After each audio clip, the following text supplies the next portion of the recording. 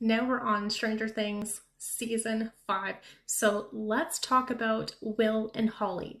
If you have not watched the first volume yet, do not watch these videos at all, but I'm going to talk about episode 1 in this one today. The first thing that actually happened was he had a flashback to when he was really young and the first time that he was in the Upside Down. So what we uncovered in season 1 was that it was his fear, powerlessness, isolation that actually linked him to, Vecna, the Mind Flayer, all these different parasitic entities. So the reason why he became a conduit was because he had all of this emotional turmoil. Even though he tried to be brave and he tried to fight, there was still this deeper underlying fear that created a link between him and Vecna, which also connected him to the hive mind. So the hive mind is really just the shadow collective unconscious in the spiritual world. So this is like the lower step astral plane, connection to all that pain and suffering.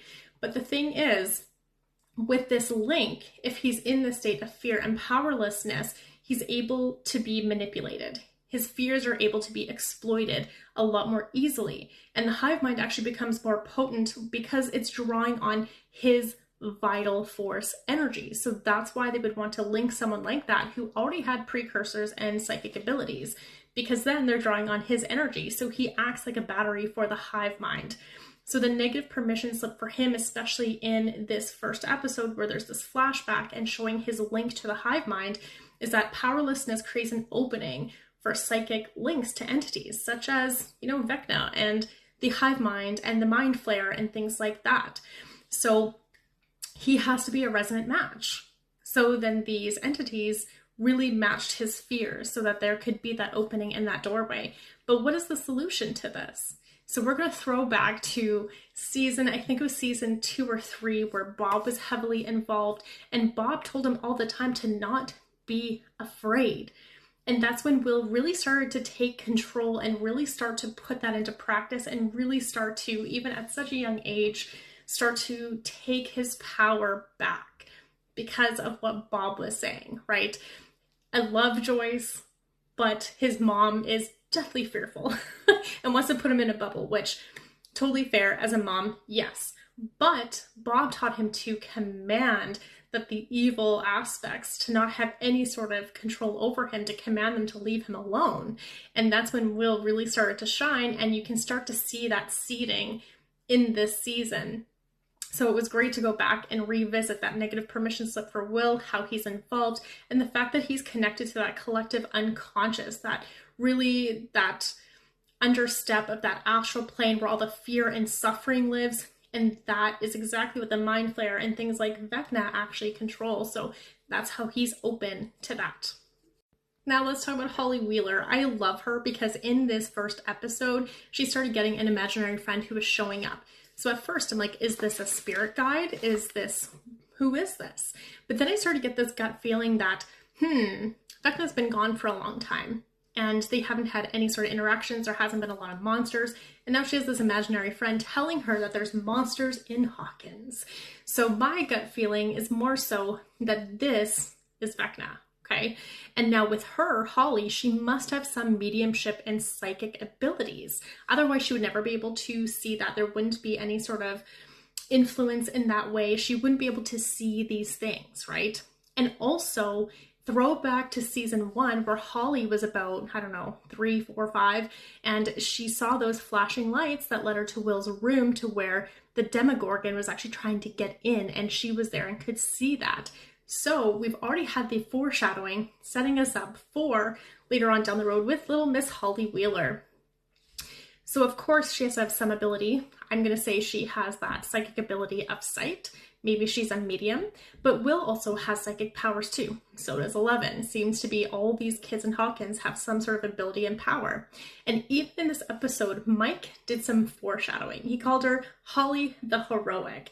So he tells her about her cleric abilities, and I think this is actually some of the abilities that she's going to develop and have later on. So we will see. We'll check back on that. But one specific thing that stuck with me he said that she could open up portals to wherever she could see or wherever she's been before. Yes, he's talking about Dungeons and Dragons and her being a cleric. Yes. But I also think this is foreshadowing into the spiritual nature, into what's to come with little Miss Holly Wheeler later on down the road. So the negative permission slip that we start to see is that openness and innocence without discernment will make someone a bright beacon and a target. So there's this underlining fear around your own positivity and maybe some naivety, which a lot of kids do have, but even a lot of adults do too. Even in this episode, her parents fight over her imaginary friend, saying that it's weird that she's too old to be dealing with this, making her connect with that friend a lot more instead of teaching her about her gifts. Maybe they don't know about this stuff. Like it just seems to be an issue where kids with abilities, especially where I'm at in the Western world, don't really teach about discernment and power and how to honor that. You don't have to believe in intuition, spirits, or entities to teach a child that their sensitivity is a gift, and here's how they work through their fear. Empower them with tools versus telling them it's all in your head or it doesn't exist, blah, blah, right? So Holly's doorway to some sort of entity influence is going to be her innocence.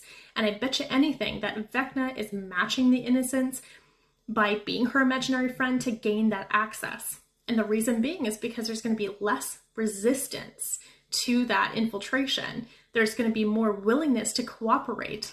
I feel like it's going to be playing on her love for those around her, So my solution here is to actually teach kids or anyone with this sense of, innocence, is that boundaries and discernment are key.